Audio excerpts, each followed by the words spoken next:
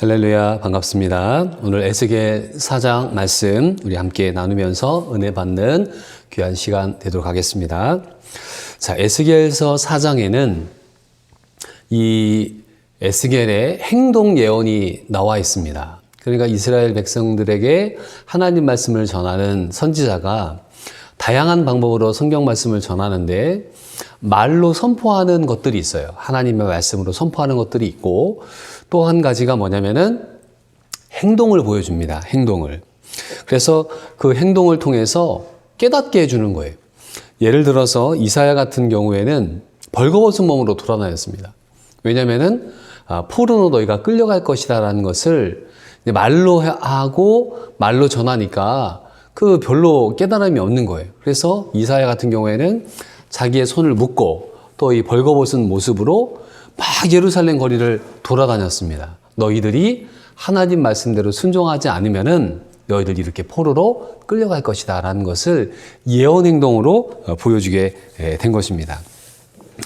자, 오늘 에스겔 4장에는 세 가지의 행동 예언이 담겨져 있는데 하나는 그림을 그립니다. 또 하나는 이 에스겔이 왼쪽으로 오른쪽으로 누워서 자는 모습을, 누워있는 모습을 보여주고 있고요. 마지막 세 번째로는 음식을 먹는데 지금은 저희가 뭐 가스레인지라든가 또 여러 가지 불판들이 있지만 옛날에는 불을 피워서 음식을 만들 수밖에 없잖아요.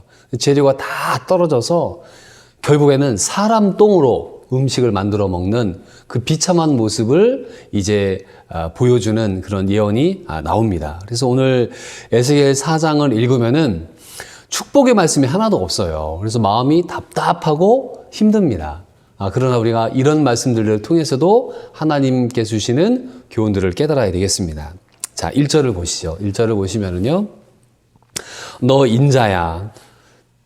이름을 에스겔이라고 안 부르고 인자라고 부릅니다. 자, 인자는 사람의 아들이잖아요. 그 사람은 누구라고 했죠? 아담이었습니다. 아담은 뭐로 만들었습니까? 흙으로 만들었죠. 그 흙은 뭐였습니까? 먼지였죠. 그러니까 너는 먼지의 아들이야. 넌 먼지의 아들. 인간의 연약함을 보여주는 말씀이에요. 너 인자야. 토판을 가져다가 그것을 내 앞에 놓고 한 성읍 곧 예루살렘을 그 위에 그려라. 지금 이 시대적 상황은 언제냐면은 에스겔이 포로로 끌려갔습니다. 포로로 끌려가서 5년이 지났어요. 그리고 언제 이스라엘은 망하느냐? 그 5년 후에 멸망합니다. 그러니까 지금 아직까지 5년이 남아있는 그 상황에서 그 바벨론에 포로로 끌려와 있는 사람들이 거기 많이 있을 텐데 그 사람들에게 그림을 하나 그린 겁니다. 그 그림은 어떤 그림이었느냐? 예루살렘에 대한 그림입니다. 그러면은 고향 예루살렘을 그리면은 꽃도 피고 예쁜 모습들을 그릴 것 같지만은 예레미야는 끔찍한 그림을 그리게 됩니다. 자, 어떤 그림을 그리느냐? 2절을 보세요.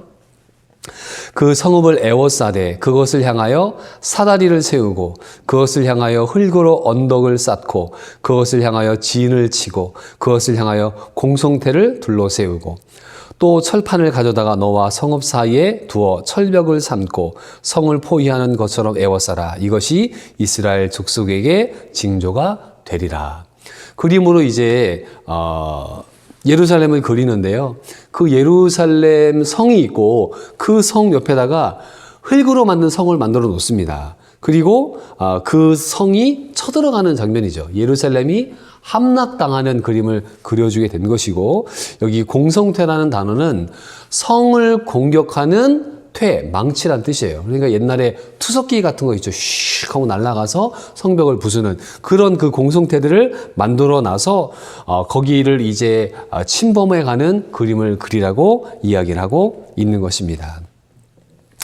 자, 그 다음에 두 번째는 이제 그것으로 끝나지 않고 너는 이제 가서 잠을 자고 눕는데 어떻게 눕느냐? 자, 4절을 보십시오.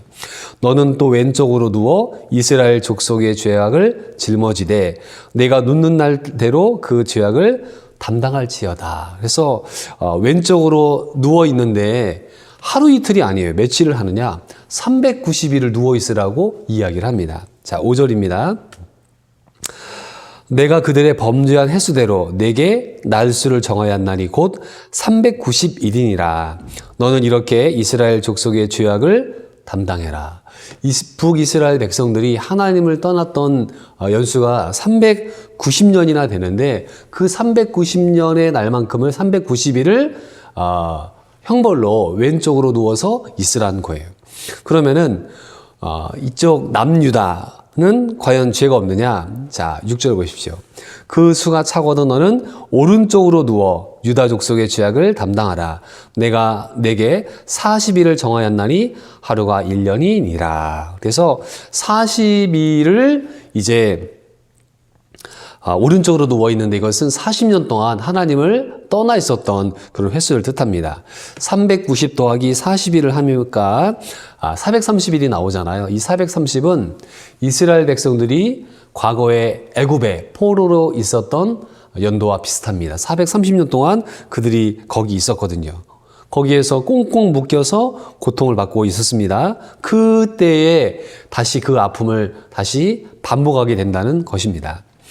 자, 7절입니다. 너는 또 내 얼굴을 에워싸인 예루살렘 쪽으로 향하고 팔을 걷어 올리고 예언하라. 이제 팔을 걷어서 올리고 예언을 하라는 거예요.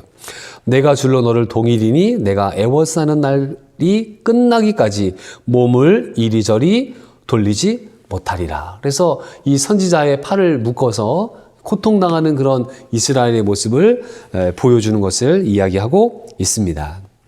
자, 그 다음에 9절부터 이제 17절까지는 이스라엘의 비참한 모습을 보여줍니다. 아직 이스라엘이 망하진 않았단 말이에요. 그러나 이제 과연 이제 얼마나 큰 고통을 받게 되느냐. 느부갓네살 왕이 1차 침공을 하고 다니엘과 그 직군들을 데려갔습니다. 2차 침공을 해서 에스겔과 사람들을 또 포로로 끌려갔습니다. 3차 침공을 해서 이제 완전히 이스라엘을 멸망시키게 되죠. 그 3차 침공의 이야기를 하게 되는 것입니다. 이 예루살렘은 한 700m 높이 되는 그런 고지대에 있는 도시거든요. 그리고 거기다가 다윗 성벽을 쌓았습니다. 다윗이 군인이잖아요. 그러니까 적들이 쳐들어오는 것을 생각해서 굉장히 높은 높이의 성벽을 쌓았습니다. 웬만한 사다리를 놔서도 올라가지 못할 바위를 쌓아놨어요. 그래서 예루살렘에 나중에 기회가 되셔서 가보시면은 거기에 갔다 오신 분들 얘기를 들어보니까 예루살렘 성벽 투어가 있어요. 성벽을 위로 걸어다니는 투어들이 있고 아래로도 다니는데 그 성벽의 돌 높이가요 어마어마합니다. 정말 옛날 고대 2500년 전에 여기를 사다리를 놓고 해서 건너갔다? 그건 굉장히 힘든 일입니다. 그만큼 이 성은 높은 곳에 있고 높은 성벽으로 되어 있으니까 난공불락의 그런 성인 것이죠.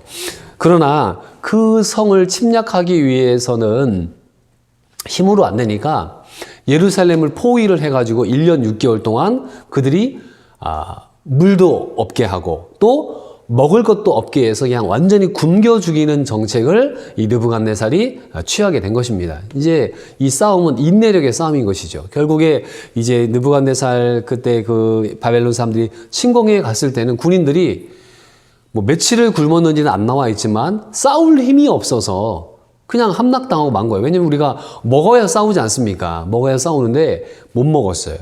먹을 물이 없고 마실 물이 없고 먹을 떡이 없는 그 모습을 이제 보여주기 시작합니다. 자, 보십시오. 자, 9절입니다.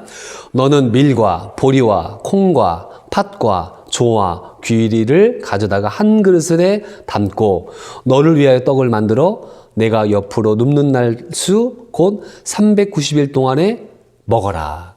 자, 우리가 음식을 섞어서 먹는다는 게 뭐 뷔페는 좋지만 지금은 아무리 많은 곡식을 다 모아도 한 그릇이 안 되는 거예요. 여기 지금 얼마나 많은 그 곡식들이 나옵니까? 밀, 보리, 콩, 팥, 조, 귀리.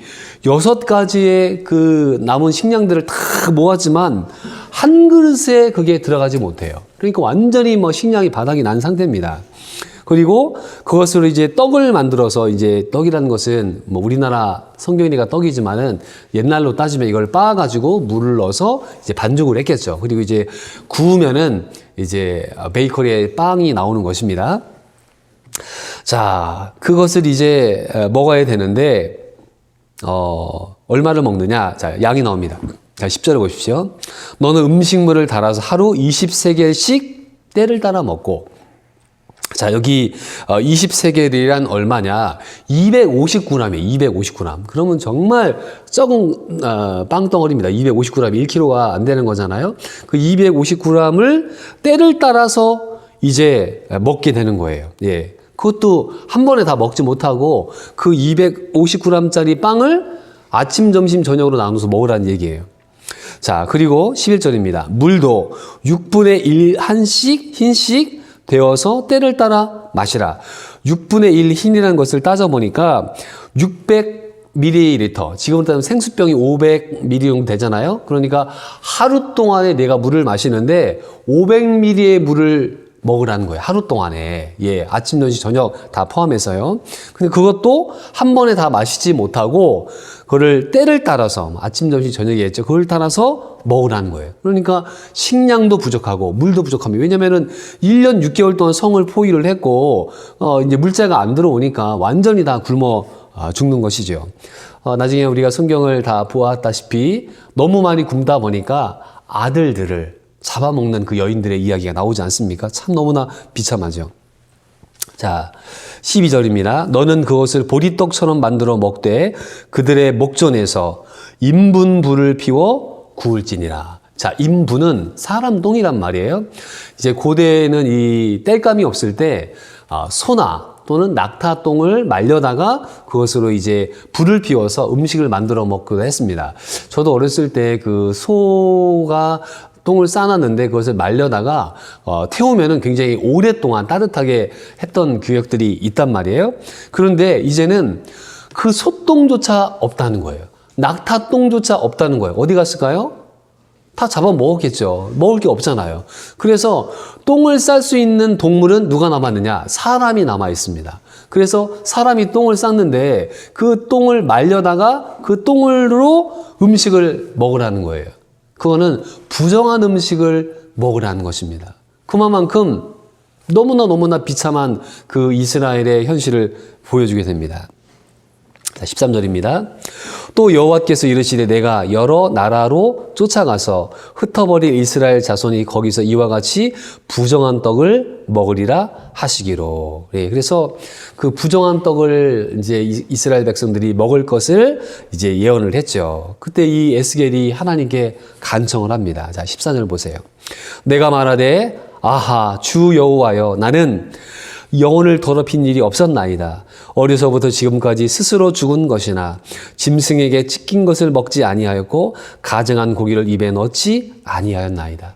이 제사장 가문에 있었던 에스겔은 정말 믿음 안에서 그가 정말 그 어려운 시대에 살았던 것들을 보게 됩니다. 그래서 하나님 저는 어려서부터 영혼을 더럽히는 율법을 어긋난 일을 안 하려고 많이 애를 썼고 어려서부터 지금까지 죽은 것, 그러니까 율법에서 금한 그런 음식들을 먹지 않았습니다. 죽은 거 먹지 않았고요. 짐승에 찢긴 거 먹지 아니하고 가증한 고기를 먹지 않았습니다. 하나님 저는 그렇게 살아왔는데 그 인분의 구운 떡을 어떻게 먹습니까? 저를 불쌍히 여겨주십시오라고 이제 간청을 합니다. 그랬더니 15절입니다.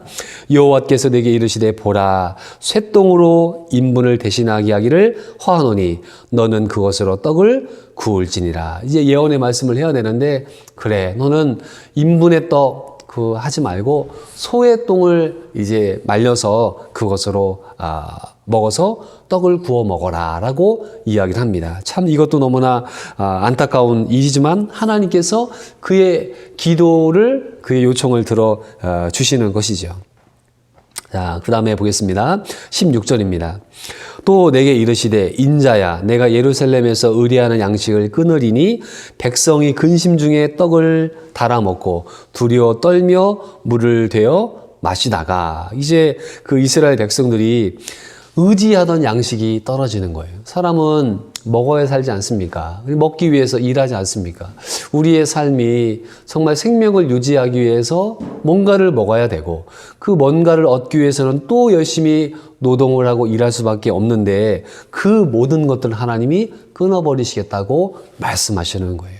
그리고 너는 그것을 먹는데 두려워 떨며 물을 되어 마시라. 예. 사람이 먹을 때 그나마 위로를 얻지 않습니까? 뭐 하루 힘들고 어려워도 밥을 먹을 때는 즐겁잖아요. 예. 그래서 식당에 가면은 얼마나 시끄럽습니까? 사람들이 웃고, 이야기하며 먹는 게 인간의 그런 가장 기본적인 욕구 아닙니까? 그런데 지금 먹기는 먹는데 어떻게 먹습니까? 두려워, 떨며 물을 내어 마시다가, 예. 그 마시는데 크게 먹었을 때 지금 포만감을 느끼고 잘 먹었다. 이렇게 좀 그렇게 표현을 해야 되는데 여기 17절 말씀 보십시오. 떡과 물이 부족하여 피차에 두려워하며 떨며 그 죄악 중에서 쇠폐하리라. 예. 그 먹고 마시는 그 물과 또 양식이 부족해서 먹다가 정말 그 부족한 가운데 서로를 두려워하고 떨며 그리고 너희들 나중에는 쇠파될 것이다. 완전히 너희들 멸망할 것이라는 이 말씀으로 오늘 4장은 끝이 나네요. 참으로 어려운 말씀이네요. 자, 오늘 말씀을 통해 우리가 교훈과 은혜를 받기를 원합니다. 첫 번째는요, 하나님께서 우리에게 분명한 그림으로 알려주신다는 것입니다. 그 이스라엘의 심판을 토판에다 그려서 하나님께서 멸망을 보여주시잖아요. 우리의 토판은 무엇입니까? 하나님 말씀이잖아요. 성경 말씀은 예언의 말씀이란 말이에요. 다음 세대에 대한 말씀들이란 말이에요. 그래서 지금 전 세계의 코로나의 위기, 또 지진과 전쟁의 소식, 또 사람들의 사랑이 식어지는 이 모습들, 이것은 정말 주님이 오시는 말세의 징조로 한 걸음 한 걸음 가고 있는 이때인데 우리는 그 토판을 보고서도 그게 토판인지 모르는 거예요. 깨닫지 못하고 있는 것을 보게 됩니다. 참으로 안타까운 일이죠. 그래서 우리는 성경 말씀을 보고 시대를 보며 하나님의 뜻이 무엇인지를 분별할 수 있는 지혜를 가지고 있어야 되는 것입니다. 그 지혜는 인간의 힘으로 부족해요. 하나님이 주시지 않으면 절대로 깨달을 수 없는 것입니다. 두 번째, 하나님께서는 이 에스겔의 간청을 들어주셨다는 거예요. 하나님, 저는 소똥으로, 그 인분으로 되어 있는 사람 똥으로 된 것으로 먹지 못하겠습니다. 저는 하나님 앞에 바로 믿음으로 살았습니다. 하나님이 그 에스겔의 간청을 들어주시죠. 이 어려서부터 말씀으로 자라났던 이 에스겔이 참 너무나 안타깝습니다. 왜냐면은 아무리 하나님을 떠난 시대라 할지라도 에스겔과 같이 준비되어 있는 믿음의 다음 세대들이 다 있다는 것이에요.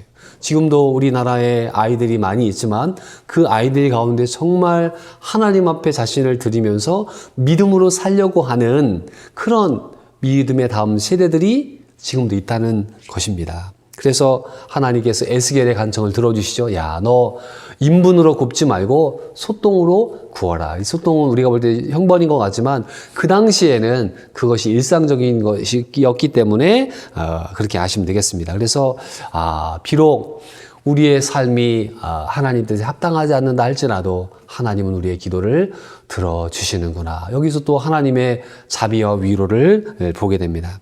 자, 마지막은 죄의 마지막 최후의 고통인 것입니다. 자, 왜 이 사람들은 그런 고통을 겪어야 될까요? 왜 인분에 똥을 말려서 떡을 구워 먹고 그 떡도 너무나 부족하고 물도 부족하고 먹긴 먹는데 두려움 가운데 떨고 있습니다. 왜요? 그들은 신명기의 언약을 어겼기 때문에 그렇습니다. 신명기에 나와 있거든요. 너희가 하나님 말씀대로 순종하면은 하나님 너희를 복 주시고 너희를 자손 만대까지 복을 주겠지만은 너희가 하나님 앞에 말씀에 순종하지 않으면은 이 일들이 일어난다고 신명기에 예언을 냈어요. 그러니까 너희들이 그 삶을 하나님을 기쁘시게 하는 삶을 살지 않았기 때문에 하나님은 약속을 하셔서 그 언약을 이루어 가신다는 말씀을 보여주고 있는 것입니다. 죄의 값은 사망이다. 죄는 참으로 비참하다라는 것을 우리에게 보여줍니다. 세상을 사랑하고 의지한 이스라엘의 최후의 모습은 부정한 떡을 먹는 비참한 모습을 살게 된다는 것을 에스겔이 이야기하고 있는 것입니다. 오늘날 우리나라는 얼마나 복지가 좀 좋습니까? 예, 물론 지금 어렵고 힘드신 분들도 많이 있지만 국가의 곡식 창고가 지금 바닥은 아니란 말이에요. 재난기금도 나눠주고 여러 가지 이제 시스템들로 하고는 있는데 이것이 어떻게 될지는 잘 모를 일인 것입니다. 그래서 하나님 우리 민족이 우리 과거의 믿음의 선배들이 목숨 걸고 지켜왔던 이 복음이 점점 약해져가는 이 시대를 우리가 살아가고 있는데요. 역사는 역사는 그것을 잃어버린 자에게 다시 반복된다는 것을 우리는 알고, 이 에스겔이 겪었던 이 아픔의 이야기 얼마나 마음이 아픕니까? 이 아픔의 이야기가 다시는 우리나라에 일어나지 말아야 될 텐데 그것은 누구의 책임입니까? 오늘날 우리 어른들의 책임이고, 그 다음 세대 아이들에게 하나님 말씀을 가르치지 않으면은 이 역사는 반복된다는 것을 우리에게 경고해 주고 있는 말씀입니다. 말씀을 맺겠습니다. 오늘 에스겔 말씀 4장, 참으로 답답하지만 이 가운데에서도 하나님의 위로와 또 에스겔을 사랑하시는 주님의 마음을 보게 됩니다. 어려운 이 시대 가운데 에스겔과 같은 믿음의 사람들이 다시 일어나서 우리 한국교회를 살리고 또 우리 민족을 살리고 세계를 살리는 놀라운 일들이 일어나기를 주님의 이름으로 축원드립니다. 아멘. 기도하겠습니다. 하나님 아버지 감사합니다. 오늘 에스겔 4장 말씀을 보았는데 에스겔이 그림의 토판을 그렸습니다. 예루살렘의 멸망을 그렸습니다. 성경 말씀 우리에게 다음 세대의 다른 시대의 모습을 보여주는데 우리는 영안이 가려져서 그것을 보고도 깨닫지 못합니다. 주님, 우리에게 주신 이 토판 하나님 말씀을 잘 깨달아서 이 말씀을 지키고 또 이 말씀을 통해 경고를 받음으로 우리 민족이 살기를 원합니다. 주님, 에스겔이 행동 예언으로 이스라엘 백성들에게 말한 것처럼 오늘날의 설교자들이 하나님 말씀을 올바르게 전할 수 있도록 인도하여 주시고, 이런 불의한 어려운 가운데서도 하나님께서 에스겔에게 위로해 주신 것처럼 하나님의 위로가 우리 가운데 있기를 원합니다. 주님, 우리 민족이 하나님 떠나지 않도록 붙잡아 주시고 우리의 다음 세대 어린이, 청소년, 청년들에게 하나님 말씀을 바르게 전하는 좋은 교회들이, 건강한 교회들이 이 땅에 있어서 하나님 말씀으로 다음 세대를 일으킬 수 있는 놀라운 역사가 일어나도록 인도하여 주옵소서. 예수님의 이름으로 감사하며 기도드리옵나이다. 아멘.